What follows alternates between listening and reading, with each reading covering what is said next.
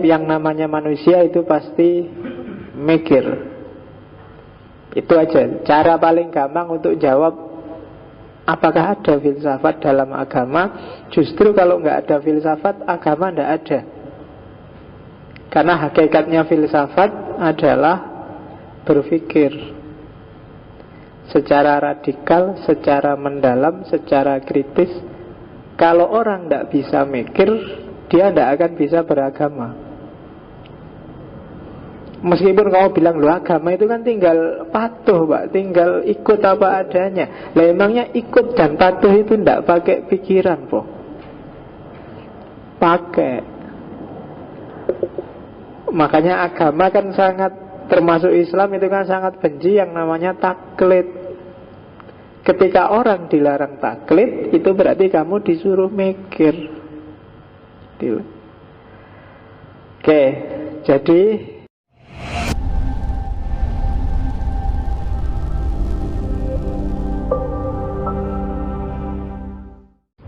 Bismillahirrahmanirrahim. Alhamdulillahirabbil alamin. Wassalatu wassalamu ala sayyidina Muhammadin wa ala alihi wa ashabihi ajma'in. Amma ba'du. Bismillah. Kita lanjutkan ngaji filsafat kita. Setelah 35 kali kita ada di barat, mulai malam ini kita coba jelajahi dunia Islam dengan filsafat Islamnya. Ya mungkin sekitar nanti kita loncat-loncat aja biar nggak jenuh. Setelah Islam berapa sesi kita kembali lagi ke barat yang kita tinggal di era kontemporer. Mungkin Islam kita awali di peripatetik. Setelah peripatetik kita berangkat ke barat lagi kontemporer. Setelah itu balik lagi ke Islam, tradisi iluminasi. Terus karena barat dan Islam sudah selesai, kita baru masuk ke model tematik. Ini kan namanya masih sejarah filsafat. Kita belajar sejarah ide, sejarah tokoh. Nah malam ini kita awali dari dunia Islam. Saya tidak tahu seperti apa tanggapan teman-teman tentang filsafat di dunia Islam.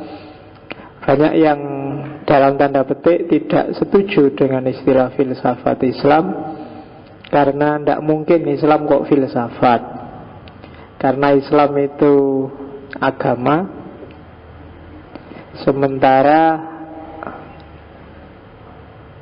agama itu kan menuntut komitmen, kepatuhan mutlak, kepasrahan.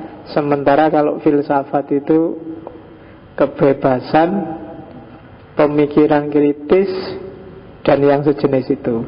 Maka banyak yang tidak setuju dengan istilah filsafat Islam dengan berbagai konotasinya. Yang keras-keras biasanya tidak setuju karena dianggap filsafat itu merusak Islam dengan karakter kebebasan berpikirnya. Ada juga yang bilang justru Islam yang merusak filsafat dengan tuntutan untuk kepatuhan dan asumsi-asumsi keberagamaannya. Oke, kita lihat. Malam ini judulnya masih prawacana. Kita bereskan dulu isi kepala kita tentang apa itu filsafat Islam. Baru malam minggu depan kita mulai ke sejarah ide atau sejarah tokoh dari filsafat Islam. Bismillah. Ini tidak ada yang nyoblos tadi, tidak mudik ya. Nyoblosnya di sini. Kolhut ya. Suara apa pula? Tidak pengaruh. Suaramu paling berapa? Ya kan tidak enak karena mungkin Indonesia itu salah sejak awal ketika menyebut pemilu itu pesta demokrasi. Karena saya nggak terlalu suka dengan pesta.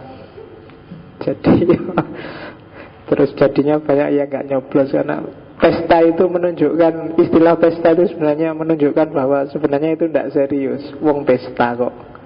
Pesta kayak sini hura-hura, seneng-seneng, terus menghabiskan uang banyak tapi tidak ada manfaatnya, cuma untuk sekedar, kan itu nih pesta. Maka di Indonesia disebut pesta demokrasi. Berarti sebenarnya bukan demokrasi yang beneran, cuma pestanya saja. Besok usulah istilahnya jangan pesta demokrasi. Apa ya? Apa ya istilahnya? Perjuangan nanti PDIP. Apalagi itu jangan pesta lah. Kalau pesta itu tidak ada kesejatian dari sana. Ya mujahadah lah, mujahadah demokrasi, apa mungkin jihad demokrasi ya ngono. Oke, tidak usah mikir, kita mikir filsafat Islam aja. Ya, sebenarnya pertama-tama untuk menjawab orang yang tidak setuju apa ada yang namanya filsafat Islam itu, tapi yang jelas bahwa setiap yang namanya manusia itu pasti mikir. Itu aja cara paling gampang untuk jawab apakah ada filsafat dalam agama. Justru kalau nggak ada filsafat, agama nggak ada. Karena hakikatnya filsafat adalah berpikir secara radikal, secara mendalam, secara kritis. Kalau orang tidak bisa mikir, dia tidak akan bisa beragama. Meskipun kamu bilang, loh agama itu kan tinggal patuh Pak, tinggal ikut apa adanya. Lah emangnya ikut dan patuh itu tidak pakai pikiran po? Pakai. Makanya agama kan sangat, termasuk Islam itu kan sangat benci yang namanya taklid. Ketika orang dilarang taklid, itu berarti kamu disuruh mikir. Oke, jadi agama menawarkan kebenaran, akal juga menawarkan kebenaran. Ada dialektika. Kalau itu memang kebenaran katanya para filosof muslim nanti, itu ya mesti ketemu, kamu gak usah khawatir. Jadi ada sirkuler. Kalau kita memang seorang muslim yang sejati, pasti otomatis juga kita seorang filosof. Kenapa? Untuk jadi Islam yang benar itu kita butuh mendayagunakan akal secara intensif. Makanya dalam cerita-cerita itu kan banyak, setan itu lebih takut dengan orang yang alim dibandingkan alim tapi males, dibandingkan orang bodoh tapi rajin sholat, rajin. Kan itu ada cerita zaman saya kecil sering diceritain itu kan, ada orang bodoh sholat, ada orang alim tidur. Setan lebih takut pada alim yang tidur itu. Itu sebenarnya cerita-cerita banyak kayak gini. Kalau teman-teman dulu di kampung kan sering dikasih cerita-cerita seperti ini. Itu menunjukkan bahwa sebenarnya Islam dan agama itu sangat menghargai intelektualitas, sangat menghargai akal, sangat menghargai rasio. Ya. Makanya di antara ciri orang yang layak diangkat jadi nabi dalam sejarah, dia harus punya karakter yang namanya fatonah. Bukan fatonahnya selfie loh ya. Fatonah cerdas. Kalau nggak cerdas berarti dia tidak layak jadi nabi, tidak bisa mikir. Nabi harus pinter. Makanya nanti kalau di UIN ada rektornya UIN sekarang, Pak Musa, itu nulis buku judulnya apa? Yang filsafat Islam itu kan, di situ dia mendeklarasikan bahwa sebenarnya Nabi Muhammad itu adalah seorang filosof. Dilihat dari aspek bahwa dia cerdas. Oke. Jadi pertama-tama itu, makanya dulu saya pernah usul beberapa sisi dari teknik berpikir yang filosofis ini harusnya sudah diajarkan tidak cuma di bangku kuliah, tapi mungkin sejak SMA atau malah mungkin SMP. Diajar teknik berpikir. Karena Kalau di pendidikan kita kan terbiasa menghafalkan teori, bukan tekniknya, tapi apalannya yang mulai SD, SMP, SMA, bahkan itu cuma diulang-ulang. Maka filsafat dan agama jangan khawatir, kalau ketemu tidak akan saling merusak, tapi malah saling menguatkan. Bahwa ada yang tidak karu-karuan gara-gara mempertemukan agama dan filsafat, sebut saja itu kasus.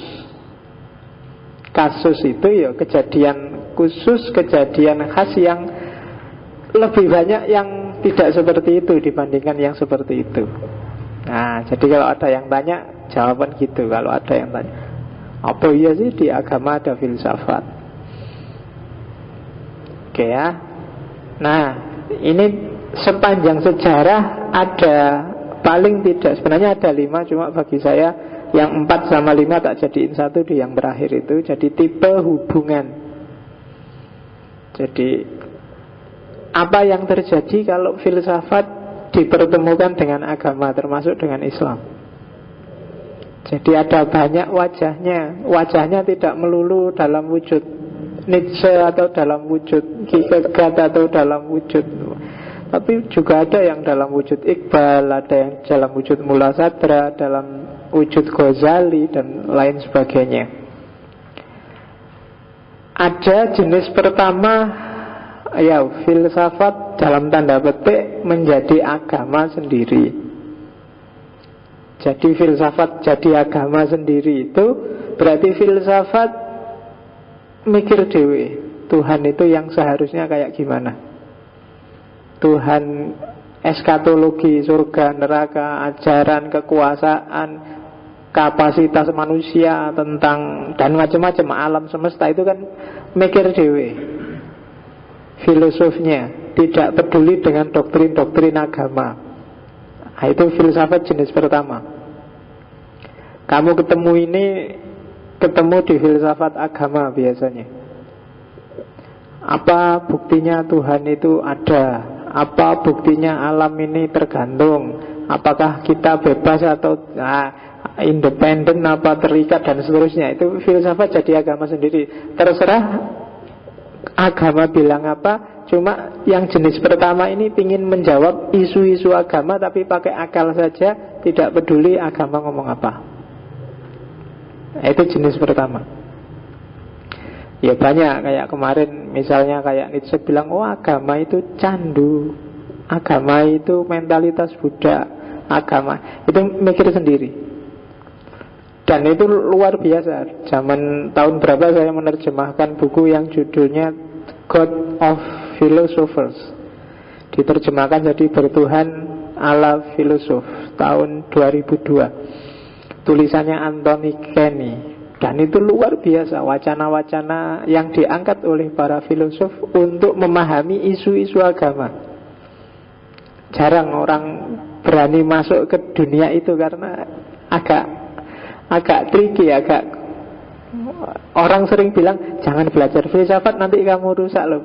Biasanya ranah ini yang biasanya ditakuti untuk disentuh, karena memang begitu kamu masuk ke dalam, ya masa kayak gitu ya, masa itu mesti gitu. Kayak Agustinus, Thomas Aquinas, kalau dalam Islam mungkin Ibnu Rus dan kawan-kawan itu kan sering mengkonsepsi sendiri pakai akalnya. Yang itu nanti dikritik habis-habisan antara lain oleh Ghazali, karena Ghazali kan tidak di model yang pertama itu. Misalnya membahas pengetahuan Tuhan, Tuhan tahu nggak tentang masa depan. Nah, terus kalau kita yakin Tuhan tahu tentang masa depan, berarti hidup ini sebenarnya jabariyah. Hidup ini berarti sudah diatur sebelumnya. Wong Tuhan tahu besok mau terjadi apa. Kamu besok jadi dosen apa jadi tani, itu Tuhan sudah ngerti. Berarti sudah ada skenarionya. Maka kamu nggak perlu capek-capek berusaha dong kalau gitu. Wong masa depan itu sudah jelas. Itu ini dibahas. Atau ada kontradiksi antar sifat-sifat Tuhan, karena monoteis itu kan kesulitannya di situ. Semua kualitas dikumpulkan jadi satu di Tuhan. Apakah kualitas positif atau kualitas negatif? Tuhan itu maha adil, maha penyayang, tapi juga maha penyiksa, tapi juga ini kan agak susah. Dia maha tahu dan juga maha kuasa. Nanti dalam kasus tertentu, misalnya dicontohkan, bisa nggak Tuhan menciptakan sesuatu, ini kan nanti kontradiksi, yang dia sendiri tidak mampu untuk menciptakannya. Itu kan bingung. Pikiran, bisa nggak Tuhan menciptakan batu yang sangat berat, yang saking beratnya Tuhan sendiri nggak kuat ngangkat? Itu kan kontradiksi namanya kan. Iya ya, kalau nggak bisa terus masa Tuhan nggak kuat ngangkat? Tapi kalau bisa, itu kan bingung. Dan itu bagi kita kan, alah ngapain sih bahas itu, ngentek-ngentek waktu, rayaneng gunane. Tapi dibahas oleh para filosof zaman itu. Dan bukunya tebel-tebel lagi bahas yang kayak gitu. Kayak pengetahuan Tuhan tentang hal-hal yang partikular. Tuhan itu tahu umum-umum aja apa secara detail. Kalau Tuhan tahu secara detail, Tuhan tahu nggak pengetahuan yang sifatnya pengalaman, pengetahuan yang sifatnya harus dialami langsung baru tahu. Misalnya apa ya, Tuhan ngerti nggak rasanya perut mules? Ya kan kamu bingung. Lo yang ngerti lah, Tuhan tahu segalanya. Lo masalahnya untuk ngerti rasanya perut mules, kamu harus pernah merasakan mulesnya perut. Kalau nggak pernah kamu bingung loh. Kamu cuma diceritain, kalau kamu ngerti apalah makanan apa, cuma diceritain, kamu belum tahu sebenarnya meskipun kamu paham. Untuk bisa ngerti makanan itu, kamu harus makan baru paham. Nah, pengetahuan jenis ini Tuhan ngerti nggak? Tuhan ngerti nggak kalau lombok itu pedes? Oh, itu untuk ngerti pedasnya lombok itu harus merasakan lombok. Ini dibahas oleh para filosof. Mungkin kita nanti mengalir aja, ada beberapa filosof yang masuk jenis yang pertama ini.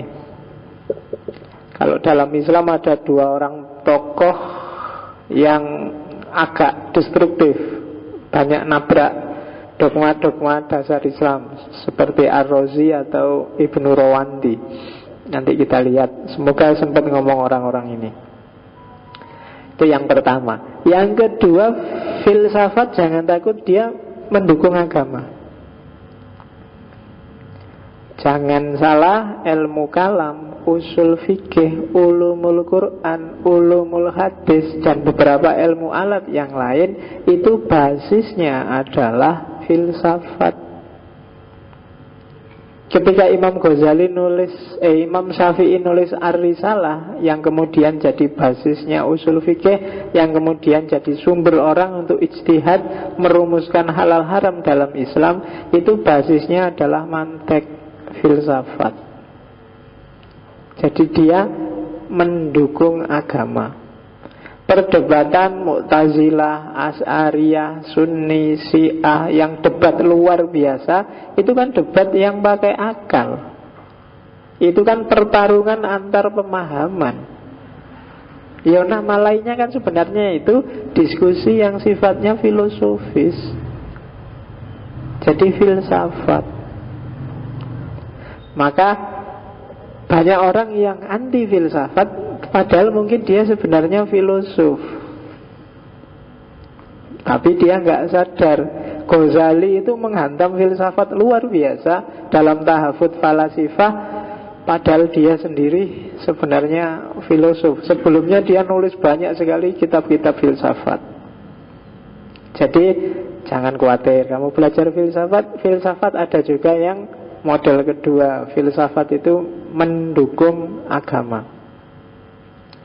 Ada model ketiga, model independensi, jadi sendiri-sendiri.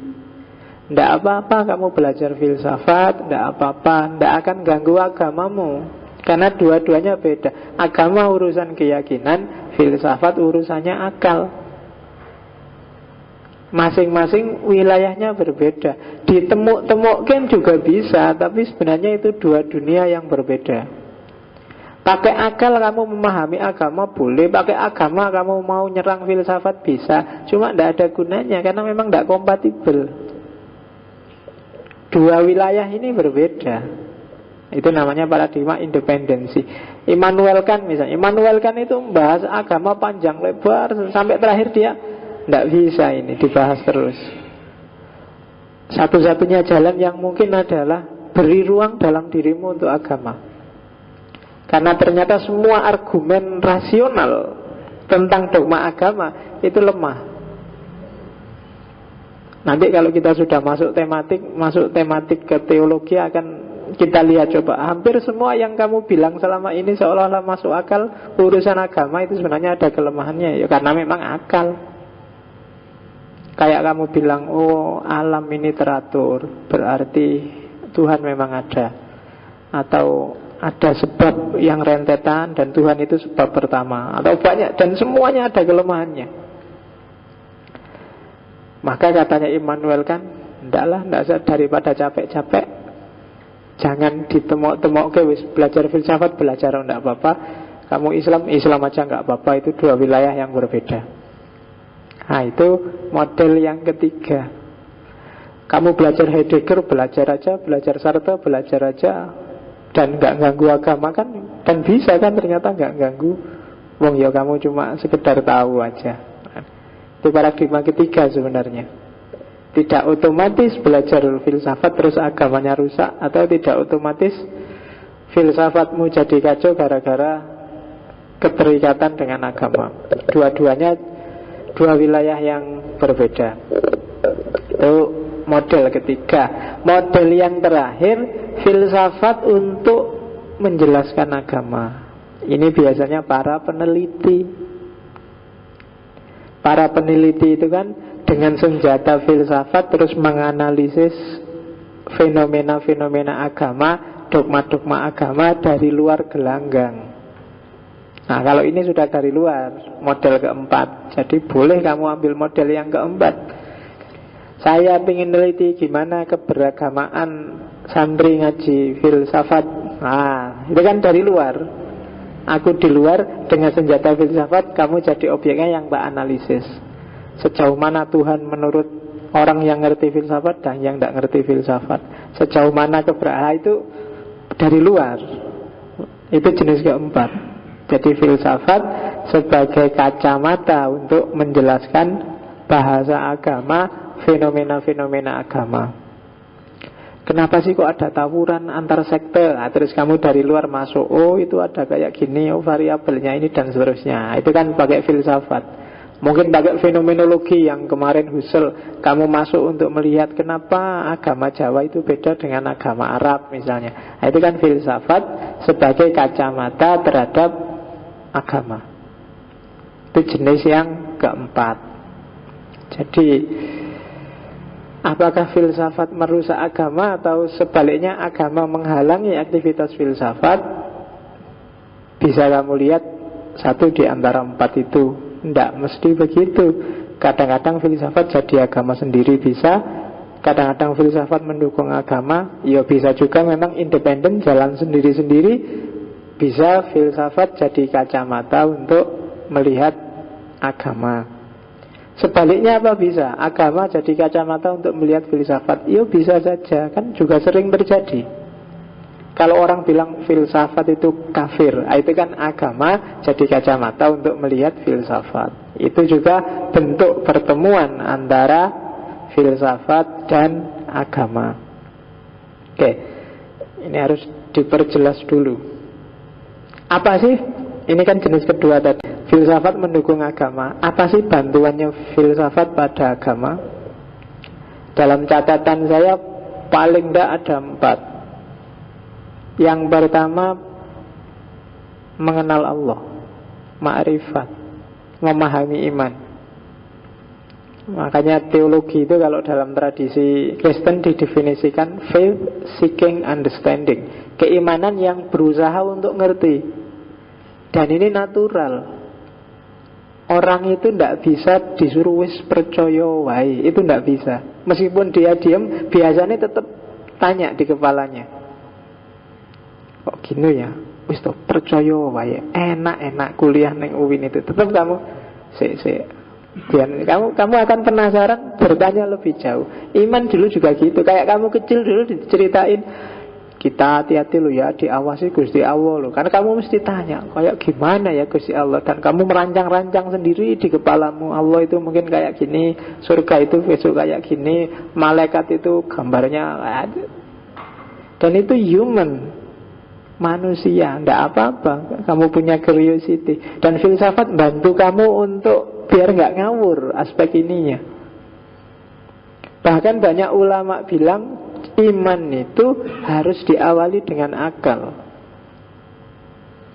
Bahkan Islam itu yang pertama-tama sebelum Al-Quran harus akal. Ada beberapa ulama yang bilang begitu. Kenapa sebelum Al-Quran harus akal? Karena kita percaya Al-Quran. Sebelum kita percaya Al-Quran, kita kan harus percaya Allah dulu. Nggak bisa bulat. Kamu percaya Quran, percaya. Terus dari siapa kamu percaya Quran? Dari Allah. Lah kamu ngerti Allah dari mana? Dari Quran. Nah, ini kan bulat. Maka awalnya harus kamu cari sendiri ada Allah, dan ada Allah itu tidak boleh di Quran. Quran nanti objeknya kok, kesimpulannya bukan premisnya. Jadi untuk Islam kita kan dasarnya Quran, dan Quran itu dari Allah. Maka kita tidak boleh tahu Allah dari Quran juga. Itu namanya tautologi kalau di logika. Maka harus percaya Allah dulu, dan Allah menurunkan Al-Quran terus kamu terima. Nah, dasarnya percaya Allah itu berarti satu-satunya alat yang kita punya tinggal akal. Maka akal itu harus ada di awal, sebelum kamu menerima Al-Quran dan semua ajaran Islam yang lain. Nah, itu bantuannya filsafat. Yo, karena kamu Islamnya Islam turunan, yo nggak pernah mikir sampai sejauh itu. Pokoknya wis percaya wae. Jadi orang masuk Islam itu kan percaya, pertama-tama dia harus percaya pada Allah dulu kan, baru Qur'annya yang berasal dari Allah. Maka sebelum yang pertama-tama kan harus ada basisnya, harus ada dasarnya, dan dasarnya itu berarti yo akal. Jadi orang yang akalnya tidak jalan, saya bilang tadi, yo Islamnya tidak akan bagus. Karena tidak karu-karuan mesti rentetan cara berpikirnya. Jadi bantuan yang pertama adalah mengenal Allah. Bantuan filsafat yang kedua adalah menyelamatkan kita dari jebakan apa? Itu tak pikir jebakan pemikiran sendiri, jebakan pemikiran kelompok. Ini kan sering kita dijebak untuk tidak kritis. Wes Islam itu ya gini ini. Kiaimu, ustadzmu itu kan sering menjebak kita untuk ini aja terima sudah selesai. Dan filsafat menyelamatkan kita dari yang itu. Karena selama ini sering-sering yang kita berhalakan yang kayak seorang filosof Muslim kontemporer Muhammad Arkun bilang, umat Islam itu penyakit yang paling parah adalah takdisul afkar ad-diniyah, sakralisasi pemikiran keagamaan. Ya mungkin software bacakan mesti gini. Oke, jadi sakralisasi pemikiran keagamaan itu selama ini yang kita sakralkan itu sebenarnya pemikiran kita sendiri, pemahaman kita sendiri tentang Islam. Dan kita sakralkan itu bukan Allahnya, tapi pemahaman kita tentang Allah. Bukan Islamnya, tapi pemahaman kita tentang Islam. Itu yang bikin Sunni, Syiah sampai hari ini tawuran tidak selesai-selesai. Sunni Ahmadiyah sampai hari ini tidak selesai-selesai. Kenapa? Masing-masing mensakralkan pikirannya sendiri-sendiri. Nah, kalau bahasanya Arkun, takdisul afkar ad-diniyah. Jadinya tidak kritis. Kayak di Indonesia itu kan, NU Muhammadiyah tidak kritis. Padahal mungkin sebenarnya kita tidak beda. Kenapa kok kita nggak bisa paham bahwa kita nggak beda? Kita tidak terlatih untuk berpikir. NU Muhammadiyah itu sebenarnya di mana saya lupa, saya baca sebenarnya itu konflik bikinannya Belanda. Agak susah ya, wadah. Memang bikinannya Belanda. Jadi Belanda itu setelah perang Diponegoro itu mereka stres luar biasa gimana caranya menjinakkan umat Islam Indonesia. Akhirnya diundangnya para orientalis, Snoorgroenye dan kawan-kawan. Coba diteliti, kira-kira pengapesannya orang Indonesia itu apa sing Islam ini? Kok susah begitu perang semuanya ikut perang dan kita pontang-panting. Akhirnya di antara solusinya kan nanti itu ada namanya politik etis itu. Jadi kalau Belanda baik itu sebenarnya bukan karena dia baik, tapi karena ada politik di balik itu. Nanti disebut politik etis. Di antara politik etis adalah pinterkan umat Islam. Nah, itu kan luar biasa. Kalau sudah pinter biasanya terus hati-hati, ini strategi Belanda. Persepsinya, ya hasil masukannya, ketika mereka dipinterkan, tawarilah mereka sekolah-sekolah, beri fasilitas untuk masuk dunia pendidikan. Perhitungannya Belanda pasti nanti ada yang setuju masuk sekolahnya Belanda, ada yang tidak setuju. Kelompok tradisionalis mesti nggak setuju. Zaman itu kelompok pesantren menolak mentah-mentah. Barang siapa meniru, apalagi ikut sekolahnya Belanda, man tasabbaha biqaumin fahuwa minhum. Tetap kita tidak usah ikut Belanda, kita tetap belajar di pesantren aja, jangan pakai celana, pakai sarung.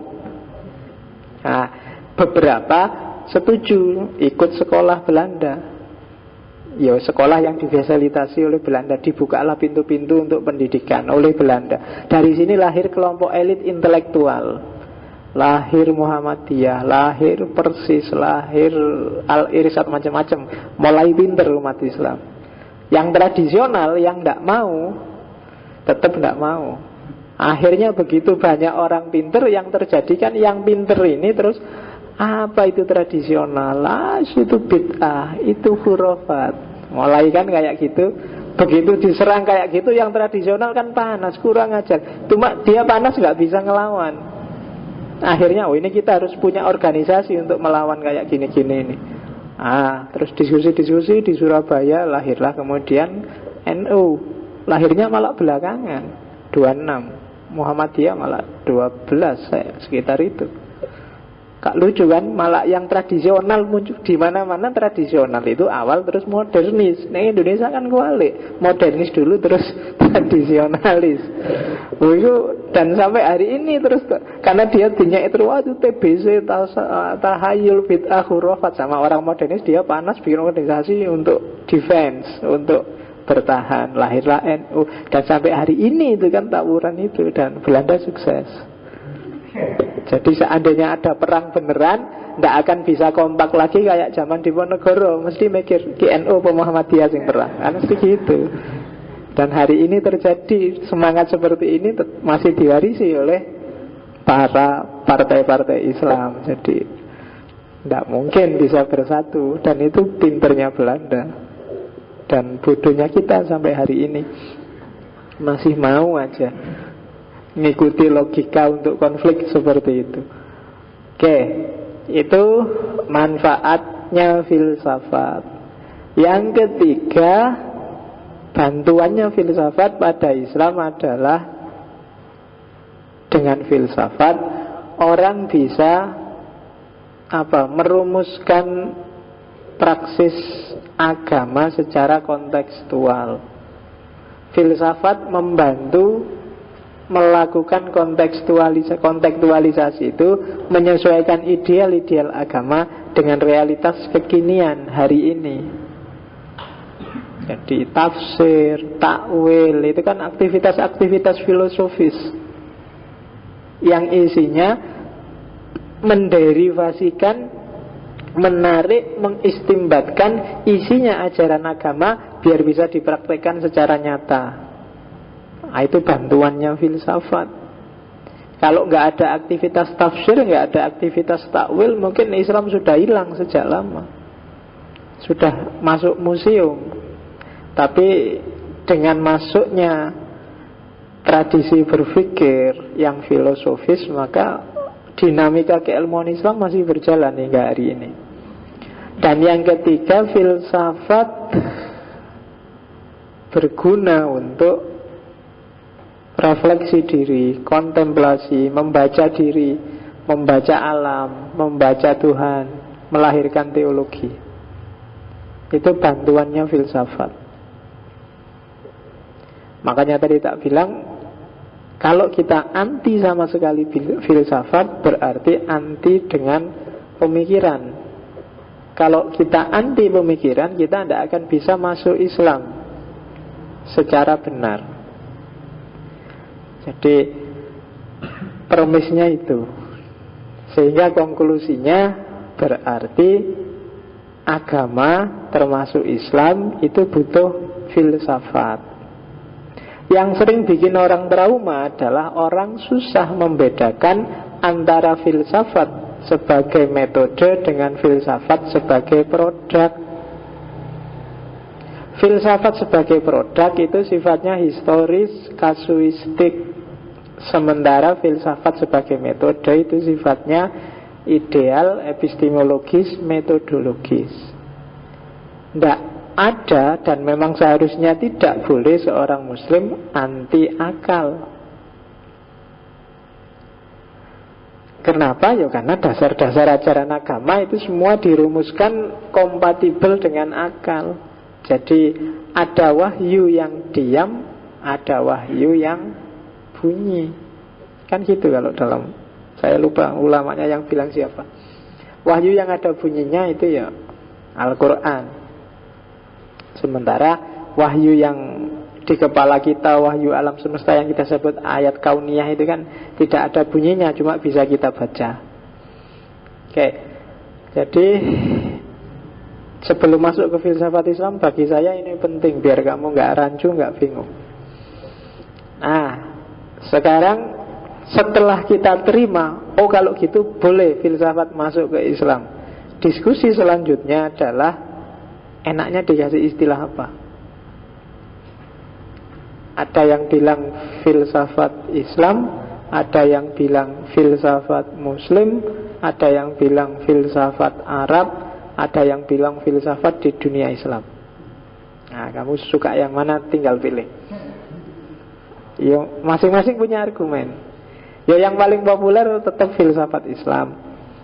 Tapi banyak juga para filosof, para cendekiawan India biasanya lebih suka menyebut Muslim filosofi. Kalau kamu cari website di internet yang isinya agak banyak, bisa di-download tentang filsafat Islam, itu judulnya ya Muslim filosofi. Para orientalis lebih suka menyebut filsafat Arab.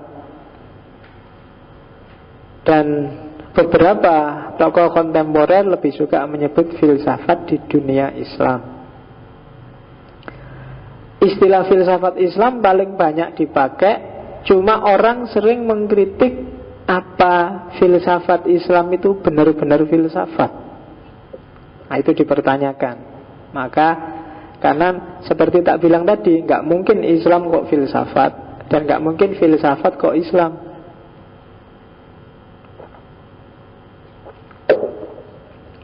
Makanya di Barat tidak populer istilah filsafat Kristen misalnya, nggak ada.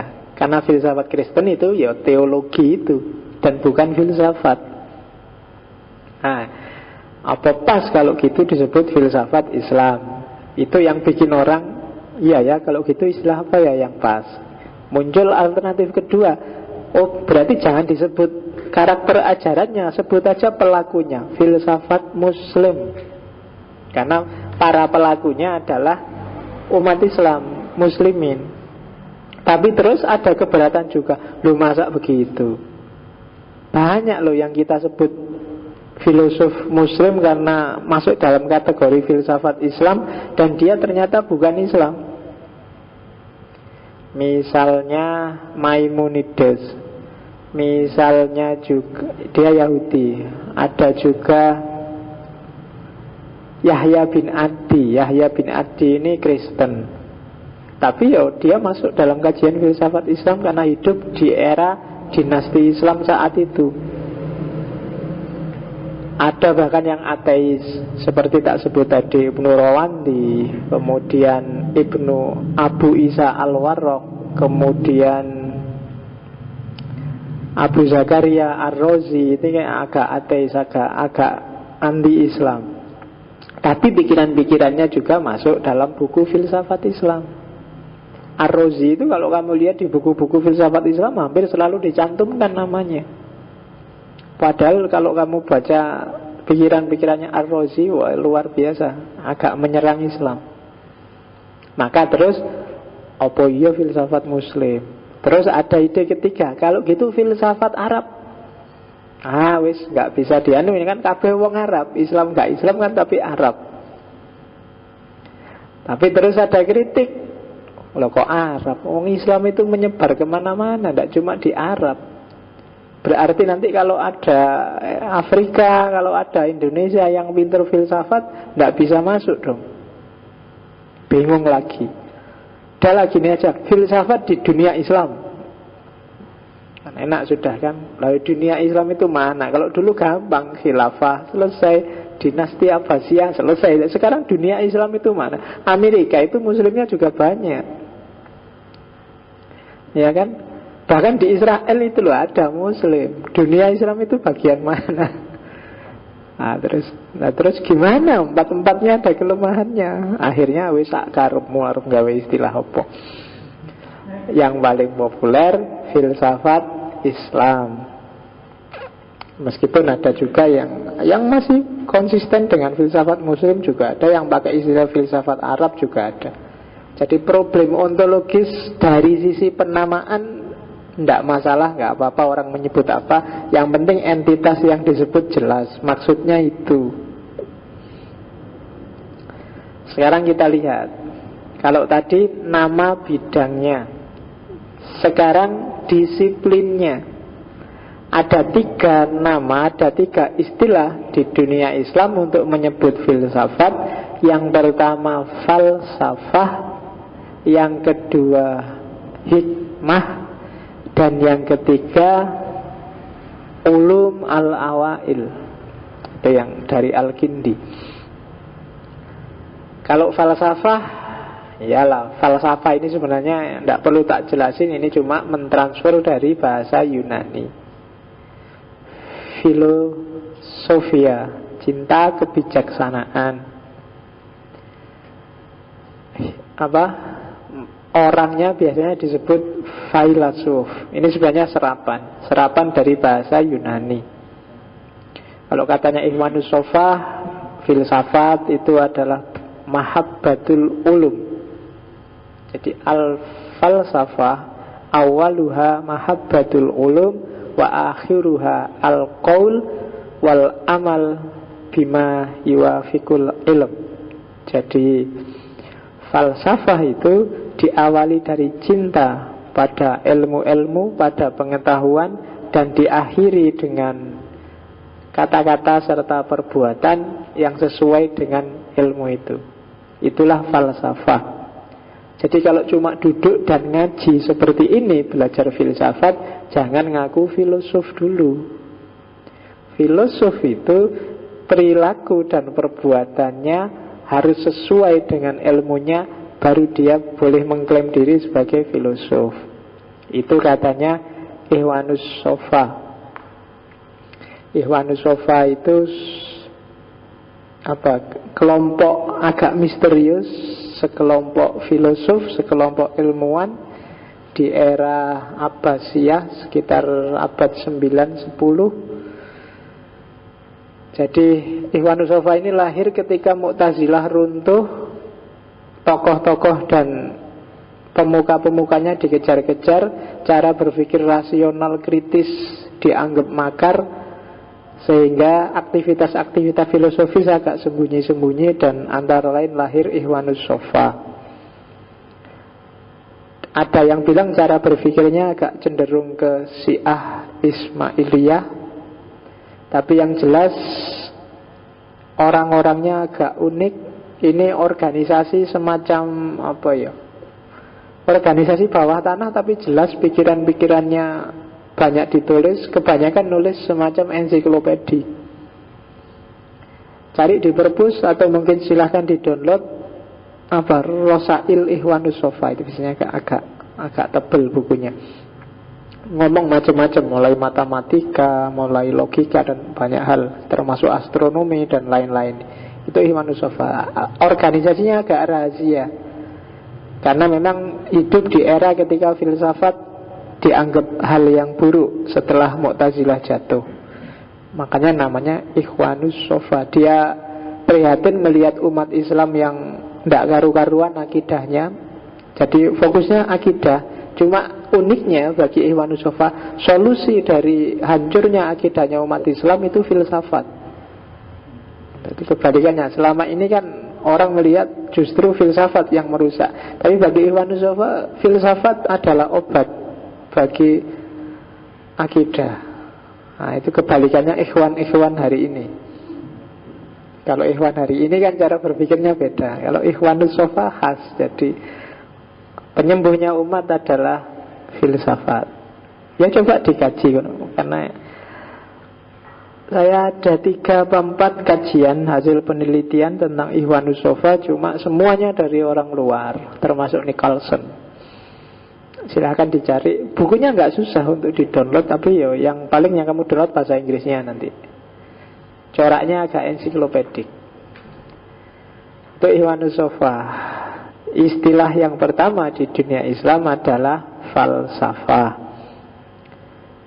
Istilah yang kedua itu hikmah.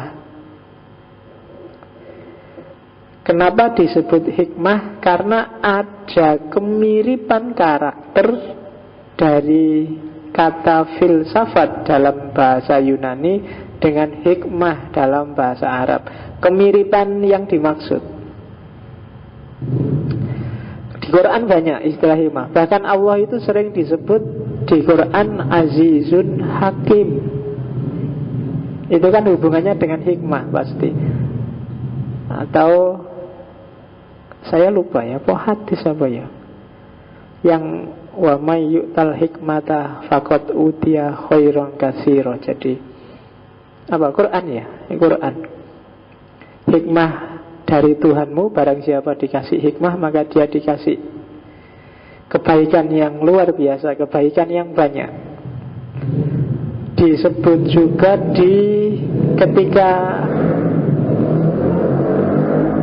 di Al-Baqarah, saya lupa ayat 150-an lah, kamu cek. Ketika Nabi Ibrahim mau meninggalkan Nabi Ismail sendirian di Mekah, terus dia berdoa, Rabbana wa asfihim rasulan, dan seterusnya, yang yatlu alaihim ayatuka wa yu'allimuhumul kitaba wal hikmah wa yuzakkihim.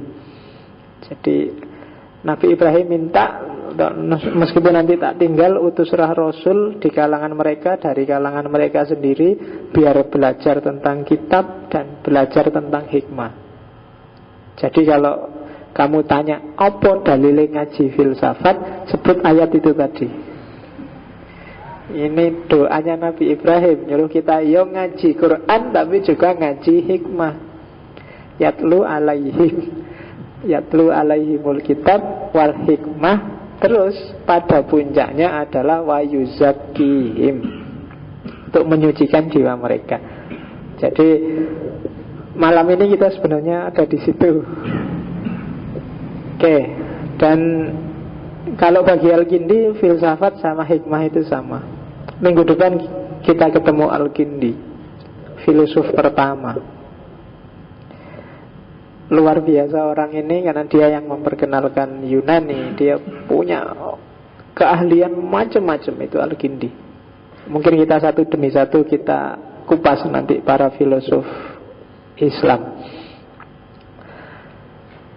Kalau Ibnu Sina, apa tadi yang penting dari Ibnu Sina? Hikmah adalah kesempurnaan jiwa. Orang yang bisa memahami sesuatu dan bisa mengungkapkan sesuatu, garis bawah, sebatas kemampuannya sebagai manusia. Dialah seorang hakim, seorang yang bijaksana. Jadi orang bijaksana itu orang yang bisa memahami sesuatu dan bisa mengungkapkan sesuatu. Ya, sesuatu itu adalah kebenaran. Itu Ibnu Sina. Dan orang yang bisa seperti ini, maka dia adalah orang yang jiwanya sempurna. Hikmah adalah memahami segala yang baik dengan pengetahuan yang baik. Itu Ibnu Manzur Lisanul Arab. Saya tertarik dengan definisinya Ibnu Qayyim. Kalau Ibnu Qayyim khas dia di Madarijus Salikin itu, dia bilang hikmah adalah melakukan sesuatu yang harus dilakukan dengan cara yang seharusnya dan di waktu yang seharusnya. Itu hikmah. Teorinya Ibnu Qayyim ini terus tak adopsi saya, mungkin di buku saya yang judulnya Aku Bertanya Maka Aku Ada, bahwa bijaksana adalah hakim, hikmah itu adalah paradigma yang pas. Jadi paradigma yang tidak kurang, tidak lebih. Waktunya ngaji, ya ngaji. Waktunya nonton TV, ya nonton TV. Waktunya kerja, waktunya belajar, waktunya santai, ya santai. Jadi orang yang bisa menerapkan gaya hidup semacam ini, maka dia orang yang punya hikmah. Kalau bahasa Yunani berarti dia orang yang bijaksana. Kapan nembak, kapan mundur, nah itu bijaksana. Kalau orang tidak paham ini, rusak hidupnya. Waktunya kamu nembak, kamu diem aja. Begitu ditembak orang, kamu nangis. Salahmu dewe, kamu tidak bijaksana, ya kan? Kemarin ngapain aja, sekarang jadi miliknya orang, kamu nyanyi, ya. Kamu tidak bijaksana. Jadi bijaksana itu ngerti pas. Orang Indonesia sekarang kelemahan terbesarnya itu, pimpinannya tidak bijaksana, rakyatnya juga tidak bijaksana. Kapan diem, kapan teriak, itu kita tidak sensitif lagi. Waktunya kamu harus protes, demo, diem aja. Waktunya diem aja, biar aja kamu malah demo. Pemerintah juga begitu. Jadi harus belajar hikmah sekarang. Belajar paradigma yang pas. Kapan maju, kapan mundur. Kalau katanya Ibnu Qayyim, ada dua macam hikmah. Yang pertama hubungannya dengan pengetahuan, yang kedua hubungannya dengan tindakan.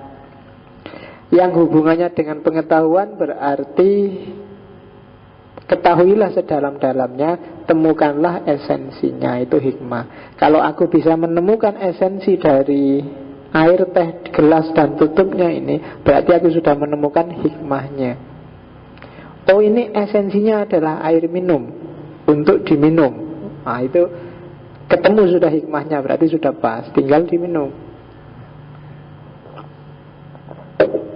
Itu yang pertama. Yang kedua, berhubungan dengan tindakan. Jadi setelah tadi aku ngerti esensinya, aku menemukan hikmah di level pertama. Setelah ngerti terus tak minum. Dan minumnya pas aku wis rada serak, agak haus, terus tak minum. Pas. Itulah kebijaksanaan, itulah hikmah di level kedua. Kapan harus pesta, kapan harus berjuang. Nah, itu harus bisa mengidentifikasi ini, baru disebut bijaksana. Jadi pengetahuannya pas, tindakannya juga pas. Dan dilanjutkan oleh Ibnu Qayyim, nanti levelnya ada 3. Yang pertama yang sifatnya pengetahuan tadi, jadi mampu memahami sesuatu sesuai kapasitas, batasnya dan waktunya. Menyikapi segalanya, kamu menerima atau memberi sesuatu selalu pas, selalu adil. Kamu mahasiswa, maka saya berani ngomong seperti ini. Ngomong filsafat lah, ngomong pakai istilah-istilah filosofis, falsafah. Kamu karena sudah mahasiswa mesti ngerti. Coba masih SD, aku ngomong koyong ini, sejak tadi sudah angop kabeh mesti. Masih mahasiswa ya banyak yang ngangop. Jadi ini bijaksana. Jadi melihat sesuatu sesuai kapasitasnya, sesuai kemampuannya. Ya ngaji filsafat mulai jam 8. Sebenarnya sampai jam 10 itu bagi saya kelamaan. Kamu mesti mabuk. Misalnya aku sudahlah, biar cepat ngerti filsafat. Filsafat itu penting, jadi kita lanjutkan ngajinya sampai jam 12. Wah, itu tidak nyambung sudah. Tidak bijaksana, kenapa? Tidak lihat kapasitas. Dan juga nggak lihat waktunya. Itu kebijaksanaan di level yang kedua. Memahami batas. Tidak gampang orang ngerti batas itu. Hidup itu sebenarnya kuncinya tidak di sejauh mana kamu mencari kebebasan, tapi sejauh mana kamu memahami batas. Minum itu enak, tapi kamu harus ngerti batas kapan kamu mulai minum dan kapan kamu hentikan minum. Kalau nggak ngerti batas, kamu nggak ngerti kapan mulai minum, nggak haus minum, nggak enak. Dan nggak ngerti kapan berhenti, harusnya berhenti kamu minum terus jadi nggak enak. Maka hidup itu kuncinya ada di batas. Hikmah level pertama. Pacaran itu menyenangkan, tapi kesuwen juga membosankan. Kapan mulai, kapan mengakhiri kamu gak ngerti juga tidak enak. Waktunya males pacaran kamu apel, tanggapannya jadi gak enak, jadi gegeran, jadi kenapa kamu harus ngerti batas kapan dimulai, kapan diakhiri. Ngaji itu penting, tapi kamu juga harus ngerti kapan kamu harus ngaji, kapan istirahat dulu gak usah ngaji. Mungkin ada momen-momen tertentu kalau aku ngaji malah tidak karu-karuan. Nah itu batas, kamu yang ngerti dirimu sendiri. Tidur itu menyegarkan, tapi kalau kamu nggak ngerti awal dan akhirnya, kapan dimulai, kapan diakhiri, tidur itu merusak dirimu malah. Kalau nggak percaya coba aja. Kalau tidur kelamaan malah sakit semua badanmu. Padahal harusnya tidur itu menyegarkan. Nah itu kebijaksanaan level pertama. Belajar itu bagus, tapi kalau kamu nggak ngerti kapan harus belajar dan kapan mengakhiri belajar, itu juga rusak mesti. Nah itu kebijaksanaan level yang pertama. Ada kebijaksanaan level yang kedua. Kalau tadi ilmu tentang batas, kebijaksanaan level yang kedua adalah ilmu tentang apa itu? Kalau pakai nama lain saya sebut ilmu tentang ikhlas. Jadi kesediaanmu menerima apa yang memang harus diterima. Itu bijaksana. Makanya ada doa. Doa ini sebenarnya yang merumuskan seorang filosof pendeta namanya Reinhold Niebuhr, yang banyak dikutip orang, yang isinya adalah, ya Allah, berikan aku kekuatan untuk merubah apa yang memang harus kuubah. Berikan aku kesabaran untuk menerima apa yang harus aku terima. Dan yang terakhir, berikan aku kebijaksanaan untuk bisa membedakan keduanya. Itu tidak gampang itu. Banyak yang harus kamu ubah tapi kamu diem aja cuek. Banyak yang harusnya kamu terima apa adanya tapi kamu mati-matian ingin ngubah. Itu tidak gampang. Dan untuk ngerti membedakan mana di antara satu, di antara dua, itu kita butuh kebijaksanaan. Ya kayak kamu di Facebook biasanya bikin yang lucu-lucu itu. Ya Allah, kalau dia memang jodohku, dekatkanlah. Kalau dia bukan jodohku, yuk dipaksalah dikit-dikit biar jodoh dekat. Semoga kamu ubah takdirmu, mesti itu. Nah itu berarti kamu tidak ngerti batas, nggak ngerti. Jadi yang kedua adalah penerimaan. Jadi kalau orang bilang mbok dicari hikmahnya, itu kalau di level pertama berarti carilah batasnya. Kalau kamu mau sedih, kapan batas akhir dari sedihmu? Kalau kamu mau gembira, kapan kamu akhiri kegembiraanmu dan melanjutkan perjuangan? Kalau level yang kedua berarti carilah hikmahnya. Itu maksudnya ya terimalah memang itu takdirnya. Terimalah memang itu sudah kehendaknya Allah, baik yang berhubungan dengan dirimu maupun dengan realitas sekelilingmu. Jadi ya meskipun selama ini kalau orang bilang ya kita ambil saja hikmahnya, itu seolah-olah ada sesuatu di luar itu. Ya enggak, maksudnya hikmah itu kalau di Ibnu Qayyim ini ya satu di antara tiga itu. Kalau enggak, pahamilah batasnya, atau terimalah apa adanya, atau yang ketiga level yang agak tinggi, yang tertinggi malah dalam hikmah adalah tangkaplah menggapai pengetahuan tertinggi lewat intuisi. Jadi tangkaplah apa yang tidak kelihatan di balik itu. Nah ini orang sering pakai yang tiga ini. Jadi ya realitasnya sih kamu sampai umur sekian nggak pernah dapat pacar. Kalau level pertama, ketahuilah batasmu.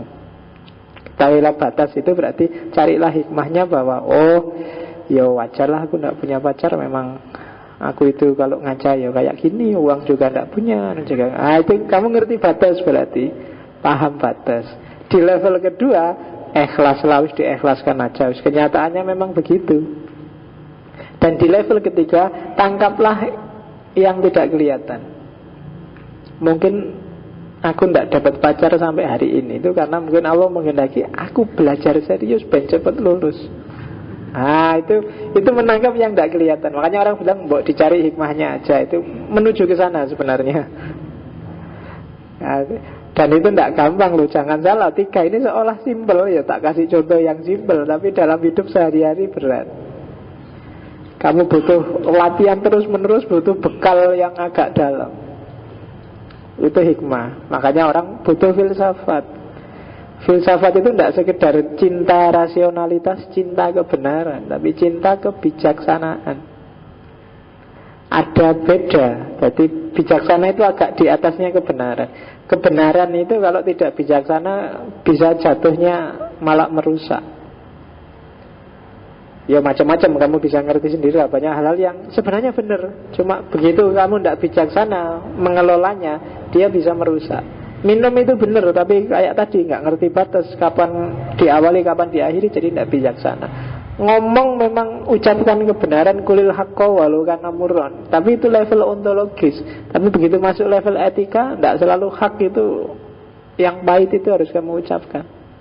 Kalau ada temanmu dapat nilainya, ya jangan terus wancane kamu itu bodoh, males, nggak berarti. Itu kebenaran memang.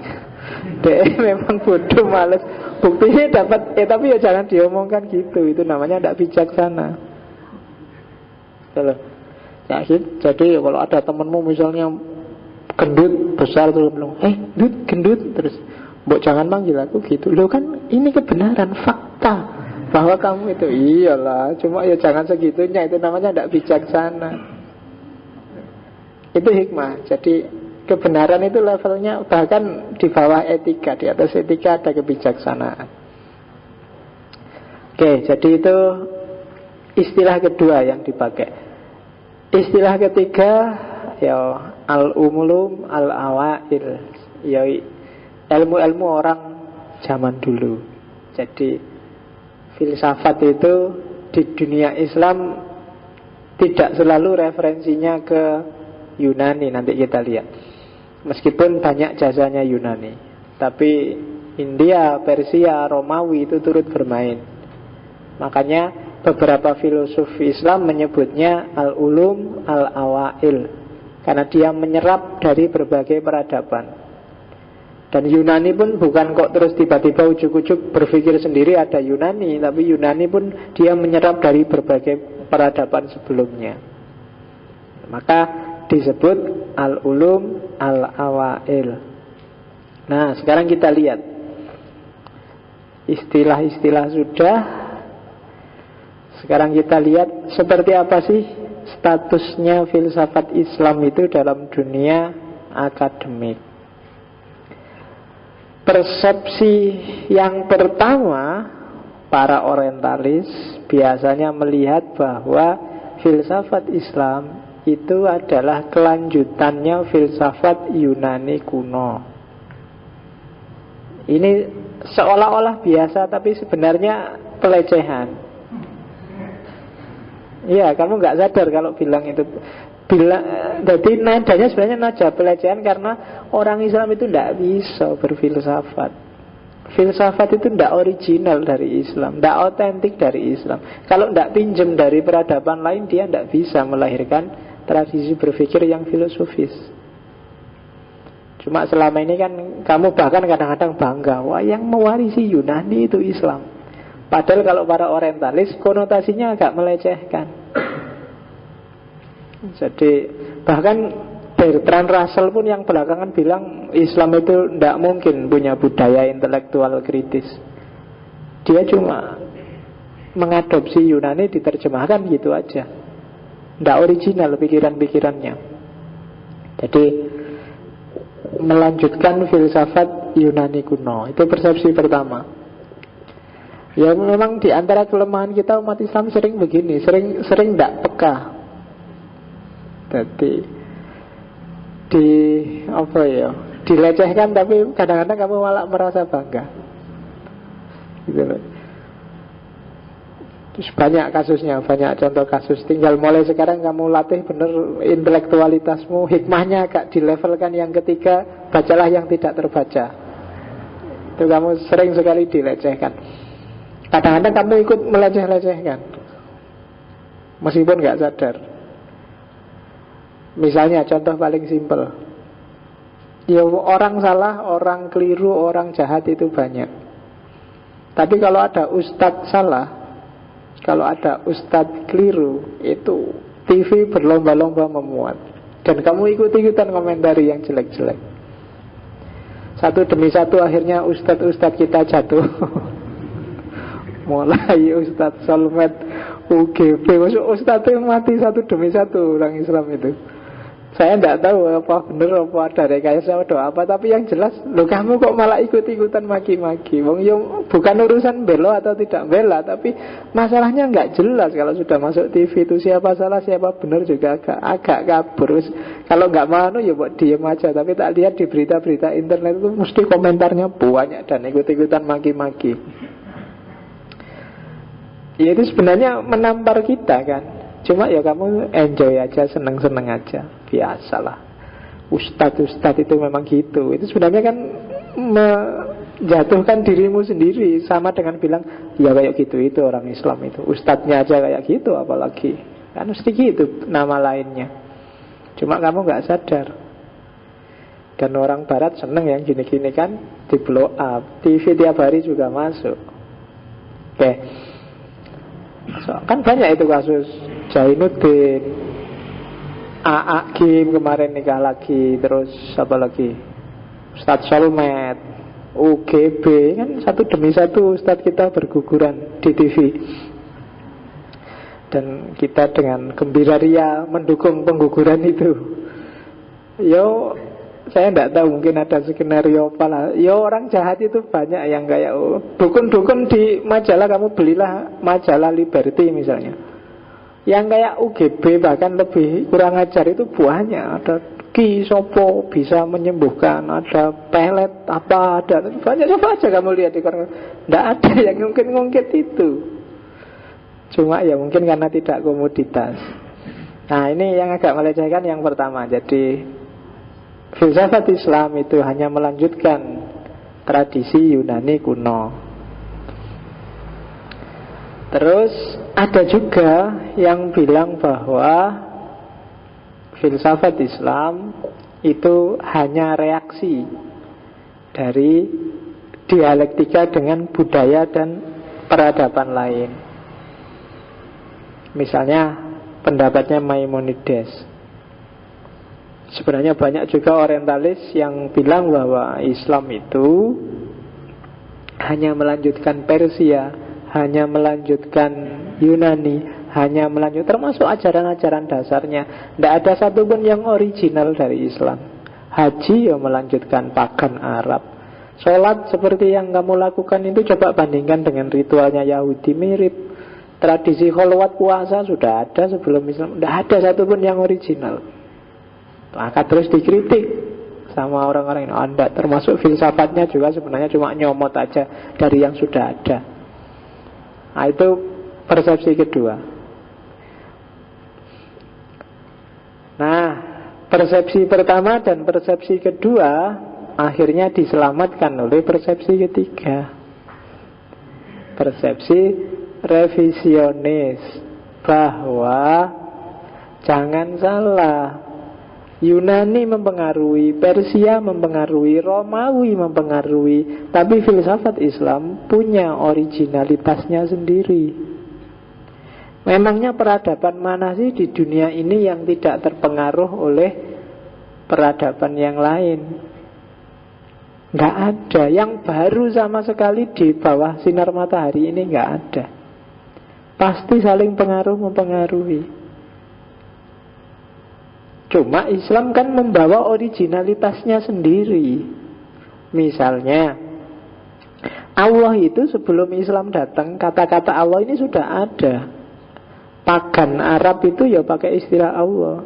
Cuma Islam pakai istilah Allah, mereka punya makna sendiri yang original. Allahnya orang pagan Arab itu kan Allah yang high God. Allah high God itu Allah jadi Tuhan tertinggi, terus di bawahnya ada Tuhan-Tuhan asisten, Tuhan-Tuhan kecil. Lata, Uzza, Manat, Hubal itu kan disembah karena dia jadi jalan untuk menuju Allah yang paling tinggi. Nah, Islam datang tetap dengan ide Allah, tapi idenya original bahwa tidak ada Tuhan kecil, Tuhan satu-satunya Allah. Itulah tauhid. Sama nanti Aristoteles diterjemah, ditransfer, diadopsi oleh para filosof Muslim, tapi diolah versi Islam. Mereka punya makna, punya originalitas sendiri. Dari mantek bisa jadi ulumul Quran, bisa jadi ulumul hadis, bisa jadi usul fiqh. Itu kan luar biasa.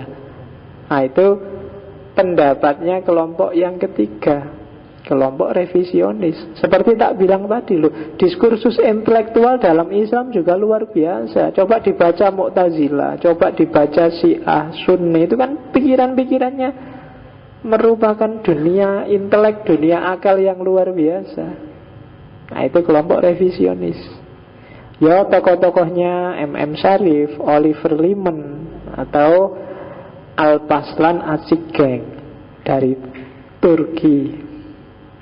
Jadi filsafat Islam adalah nama yang generik, original, yang lahir dari keseluruhan pemikiran yang berkembang dalam bukan dunia Islam tapi peradaban Islam.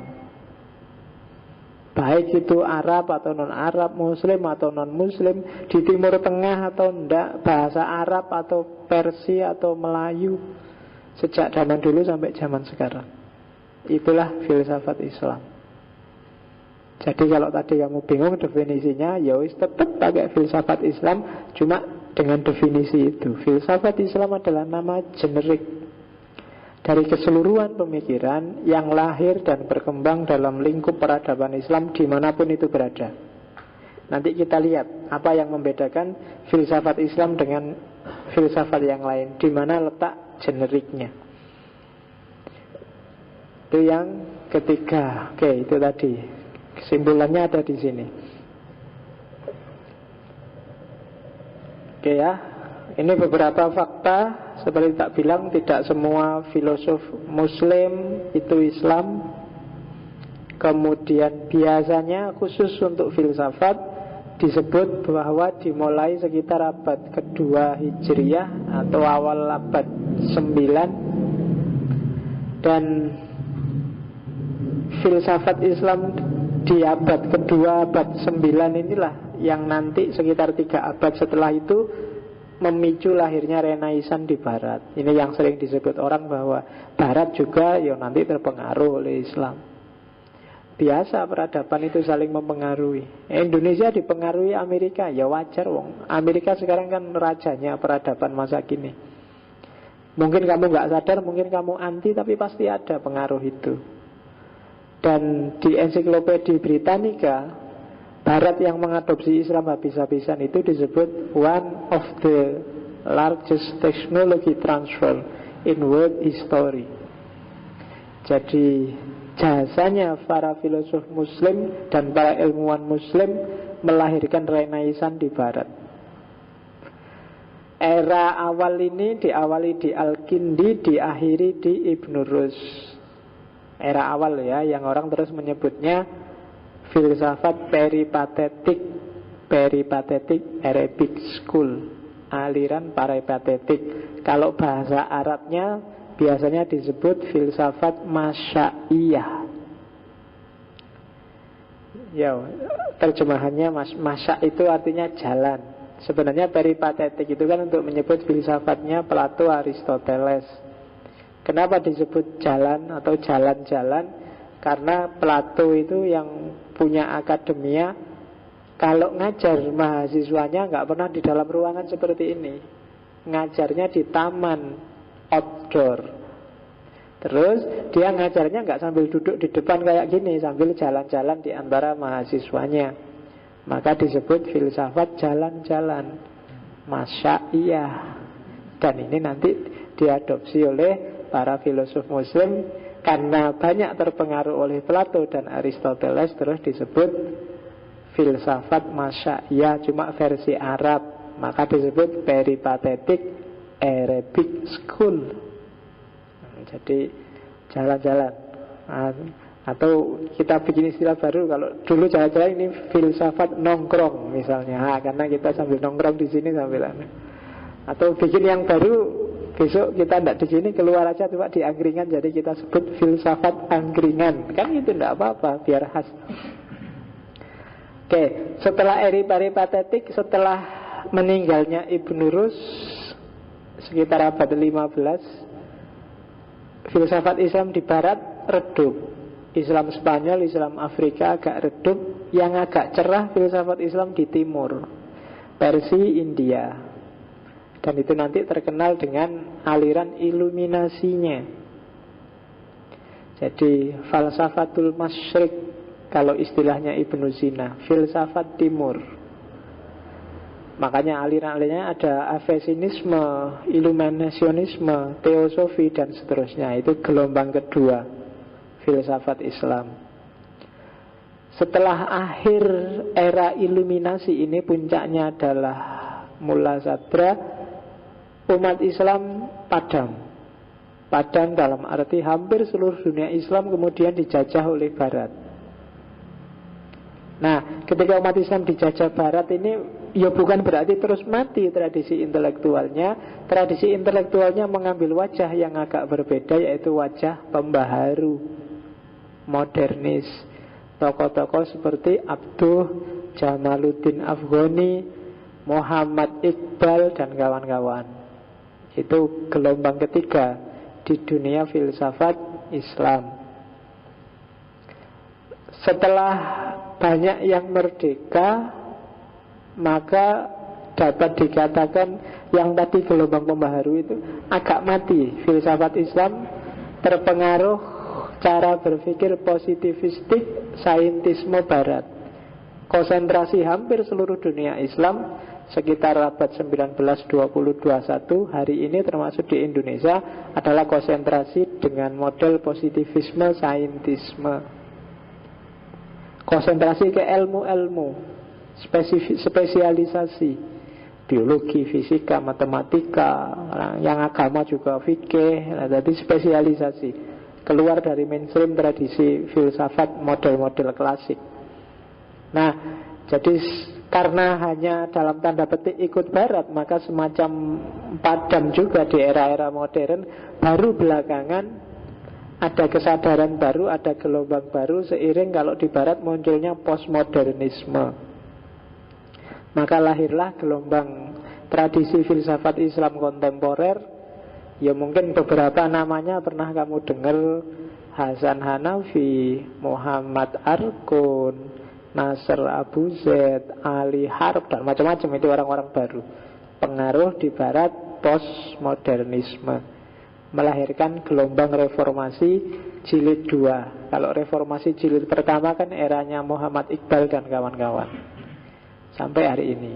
Nah, itu secara ringkasnya filsafat Islam. Nanti pelan-pelan kita jelajahi mulai dari yang peripatetik, iluminatif, modern, sampai nanti belakang kontemporer. Tidak tahu sampai kapan ngajinya. Mungkin sampai kamu lulus S3 belum selesai ngajinya. Karena ini panjang. Oke, ini yang juga agak membedakan antara filsafat Islam dengan yang tidak Islam. Jadi dalam Islam bukan tujuan berpikir, tujuan berfilsafat itu bukan menemukan kebenaran atau mencari kebenaran, tapi membenarkan kebenaran. Ini agak khas. Ihqaqul haq wa ibtalul batil. Jadi membenarkan yang benar dan menyalahkan yang salah. Jadi tidak agresif sifatnya. Bandingkan sama tradisi berpikir Barat, kayak itu kan agak agresif, pokoknya maju terus, pantang mundur, maju tak gentar, membela yang. Oke, jadi ihqaqul haq, arinal haqqo warzuqna tiba'ah. Itu tujuannya filsafat. Ya kan? Makanya kalau mau belajar, doanya kan disuruh baca itu. Wa arinal batila batila. Tunjukkan padaku ya Allah yang benar, tampak benar di mataku. Maka pikiranmu harus jalan. Kalau pikiranmu nggak jalan, yang benar nggak akan tampak benar, yang salah nggak akan tampak salah. Dan itu tugas filsafat, ihqaqul haq wa ibtalul batil. Tak tambahi satu, itu hukumnya, saya lupa yang ngomong, tapi hukumnya itu sebenarnya fardu kifayah. Sebenarnya setiap orang itu berfilsafat, cuma yang mendalami filsafat secara radikal termasuk seperti ini itu ya tidak harus semuanya. Makanya filsafat itu elit, orang tertentu aja. Ya kalian ini sebenarnya elit. Ya untuk tidak aneh, istilahnya kan elit atau aneh kan gitu, atau limited edition lah pokoknya. Jadi khas. Kalau bahasa agamanya kan fardu kifayah. Ya ndak harus kabeh dadi kiai, ndak harus semua jadi filosof. Ada kapasitasnya. Nanti kalau ketemu Ibnu Rus akan diperlihatkan bagaimana manusia itu ada stratanya, termasuk khitabnya Al-Quran. Ada stratanya, nanti kemana arahnya, kemana tujuannya. Kalau dalam Al-Quran, pencarian filosofis itu biasanya analoginya yang paling jelas adalah Nabi Ibrahim. Pertama ketika Nabi Ibrahim mencari Tuhan dengan akalnya, lihat bintang, lihat bulan, lihat matahari. Dan yang terakhir ketika Nabi Ibrahim ngetes Allah. Kan ngetes kan. Jadi ketika tidak percaya, ini orang tinggal tulang masa bisa hidup lagi, kan itu ngetes. Terus Gusti Allah agak mangkel, lu apa kamu nggak percaya? Ya percaya sih percaya, tapi kan buktinya mana kan gitu. Kan terus Nabi Ibrahim disuruh nyembelih burung, terus disuruh dipisah-pisah di 4 buah gunung. Terus setelah itu disuruh manggil dan gabung lagi, datang lagi. Oh kelihatan sekarang buktinya, berarti aku percaya. Nah, aktivitas seperti ini kan namanya aktivitas filosofis. Nggak ujuk-ujuk, meskipun sama Allah aja Nabi Ibrahim berani komplain. Tuh loh, ditanya apa ya sih begitu, terus akalnya digunakan nyari bukti-bukti. Oke, itu tujuannya. Kenapa dulu filsafat Islam itu sukses? Yang pertama, ini sebenarnya tak kasih kata-kata dulu sukses, sebenarnya ini prasyaratnya. Kita bisa bangkit lagi di dunia Islam. Yang pertama, ingat-ingatlah bahwa agama nyuruh kita untuk berpikir mendalam. Ada puluhan ayat dalam Al-Quran yang menegaskan afala ta'qilun, afala tatadabbarun, afala dan seterusnya. Yang kayak gini banyak. Yang kedua, masyarakat harus mengapresiasi, tidak ada friksi, tidak ada anti kalau itu dunia ilmu. Dan yang ketiga, pemerintah. Jadi umat Islam bisa bangkit lagi seperti dulu, peradaban intelektualnya ke era keemasan lagi. Yang pertama kalau ada kesadaran saintifik, kesadaran rasional, kesadaran filosofis. Yang ketiga, kalau lingkungan masyarakatnya mendukung peradaban ilmiah. Kalau enggak akan jalan tetap. Kalau masyarakatnya pragmatis, ekonomis, enggak akan bisa lahir. Dan yang ketiga, pemerintahnya mendukung. Prasyaratnya dan dulu terpenuhi semua, khususnya zaman Abbasiyah Al-Ma'mun. Masyarakatnya mendukung, rajanya, sultannya jadi fasilitator, dan pintu dunia ilmiah dibuka lebar-lebar. Ini hasil inventarisir. Ini nanti kamu baca sendiri ya, gimana kerja kerasnya para ulama, para filosof muslim zaman dulu. Tak identifikasi ada sekitar berapa itu, 10-an lebih, 12. Kadang memburu manuskrip, menerjemahkan, membuat syarah. Kalau di Islam itu, kitab itu tidak cukup orang bikin buku. Setelah orang nulis buku, terus dikasih syarah. Di atas syarah masih ada lagi apa? Hasyiah. Jadi tafsir terhadap tafsir. Di atas hasyiah masih ada lagi taklik. Oh, dahsyat itu kan. Hari ini kan kamu nggak punya tradisi seperti itu. Kalau zaman dulu nggak cukup satu kitab, matan, syarah, hasyiah, taklik. Sudah, matannya segini, syarahnya bisa segini, terus ya kan, dimulai yang paling dasar itu. Oke, menulis karya yang orisinal, menyalin buku. Jangan salah, zaman itu belum ada mesin cetak, maka buku ditulis tangan. Bayangkan capeknya. Mesin cetak itu kan belakangan. Dengan kondisi seperti itu, Ghazali bisa nulis ratusan buku. Itu kalau tangannya nggak capek. Belajarnya kapan? Apanya kapan? Makannya kapan? Jalan-jalannya kapan? Nyantainya kapan? Susah itu kan. Istrinya sama anaknya apa nggak diopeni dan itu. Tapi bisa ternyata orang dulu. Kamu yang disuruh belajar dikit aja, wah sibuk pak, nggak ada waktunya pak. Orang zaman dulu itu dahsyat luar biasa, karyanya tebal-tebal dan bisa.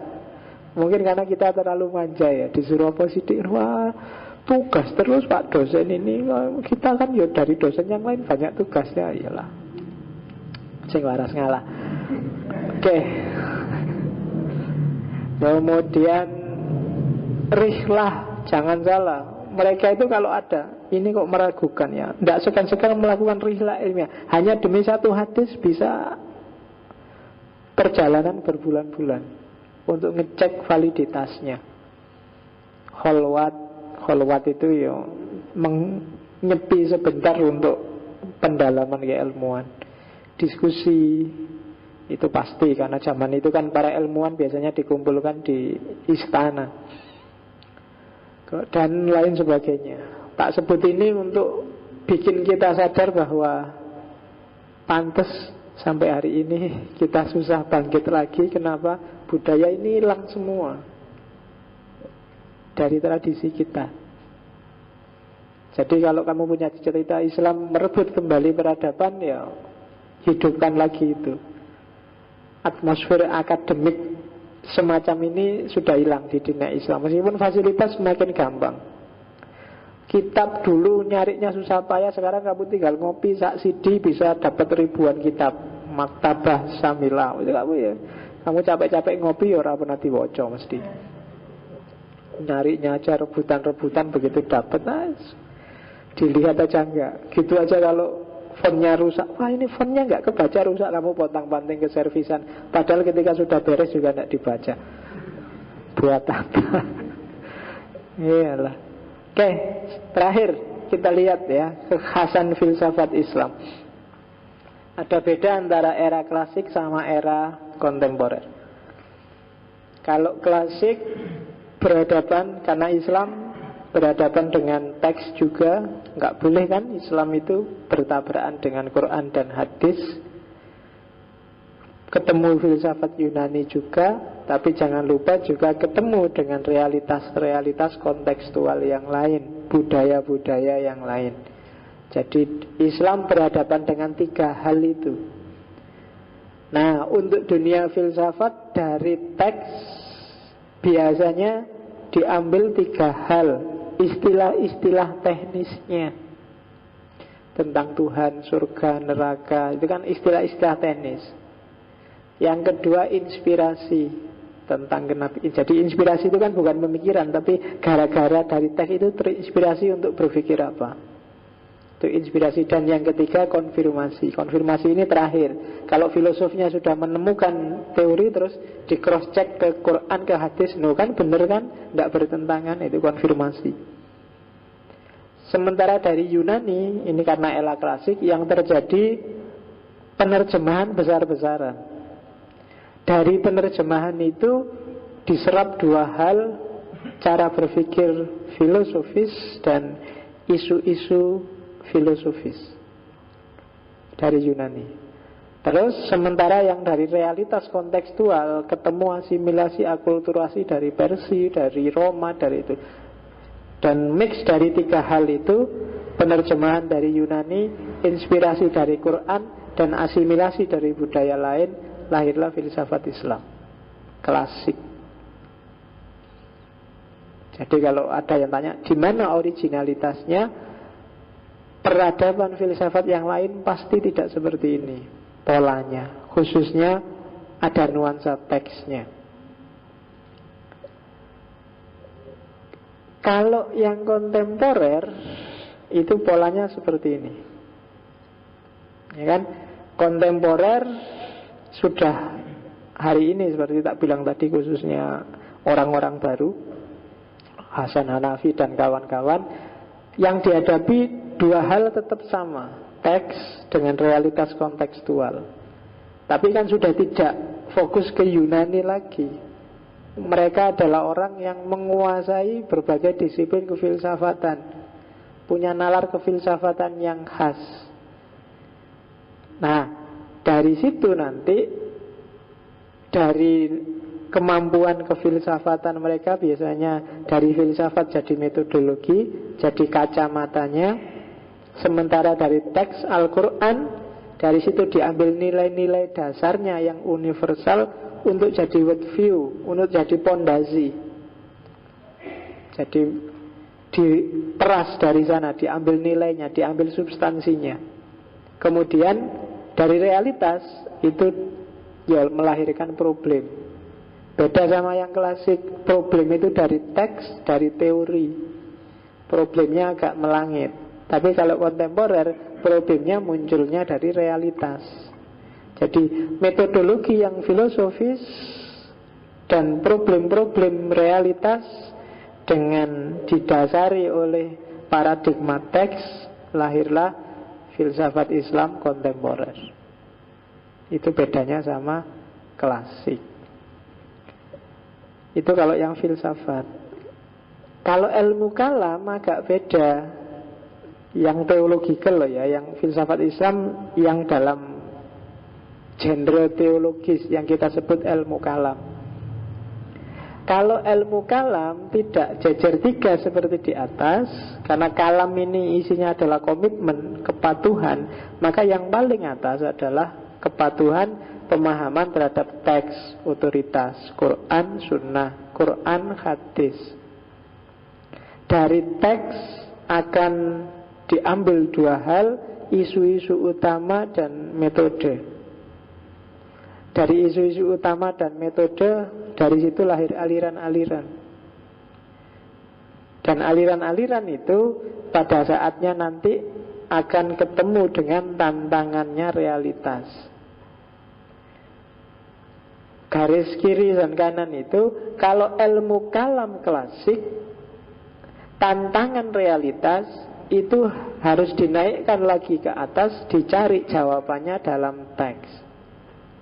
Kalau ilmu kalam yang kontemporer, tantangan realitas itu harus didialogkan ke atas, jadi dialogis. Kalau yang klasik itu tidak dialogis, tapi sifatnya otoritatif. Itu bedanya klasik sama kontemporer. Dan terakhir, bisa dibaca ya. Jadi itu yang saya sebut tadi pengaruh dalam filsafat Islam. Pengaruh mempengaruhi Cina, Hindu, tradisi Semitik, Mesir kuno, yang itu nanti melahirkan Persia. Dari Persia diwarisi oleh Romawi dan Yunani. Dari Romawi dan Yunani akan masuk ke dunia filsafat Islam, dan oleh filsafat Islam diwarisi lagi oleh Barat, dan seperti itu pengaruh mempengaruhi dalam dunia filsafat Islam. Jadi sumbernya nggak satu, ya sumbernya banyak. Wong memang peradaban itu kan selalu dialektis. Kalau kamu ditanya budaya Indonesia, itu ya enggak ada budaya Indonesia, itu hasil mix dari apa yang ada di situ. Dialektika peradaban, mungkin ada pengaruh Melayu, mungkin ada pengaruh Cina, ada pengaruh India yang kita nggak sadar. Dan itulah peradaban. Oke, alhamdulillah sudah selesai. Prawacana. Yes, malam ini visinya pokoknya, oh itu loh filsafat Islam itu. Arahnya ke sana. Dan minggu depan kita akan menjelajahi sejarahnya, dimulai dari tokoh-tokohnya, mulai Al-Kindi, terus nanti mungkin Al-Farabi, Ibnu Sina, dan seterusnya. Silahkan kalau ada yang mau ditanyakan atau ada komen. Ya, untuk pengantar-pengantar bisalah kamu baca buku-buku pengantar filsafat Islam. Yang ada di buku saya hindari untuk saya masukkan ke sini, karena kamu tinggal baca aja di buku banyak. Definisi filsafat Islam itu neng buku oke, jadi nggak usah tak sebutkan di sini. Saya hanya ingin ngomong ontologinya biar kamu ngerti positioningnya filsafat Islam itu ada di mana dalam kajian-kajian akademik.